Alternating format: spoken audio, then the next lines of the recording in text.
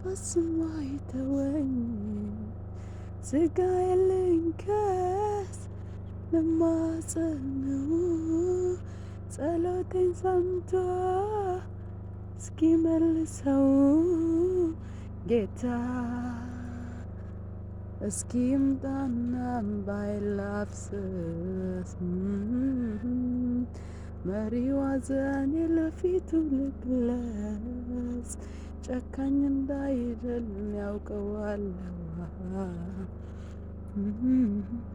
የሚረዳኝ በሱ ታምኜ በረዴቴ እንዴት ያቀለጠው እንዳለ ፀሐዩ ማለት ነው።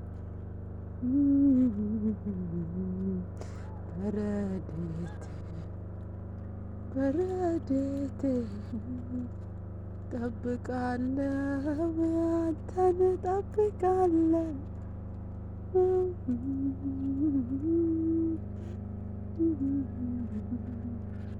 ይሄ የኛ ግቢ ውስጥ ያለው ነው።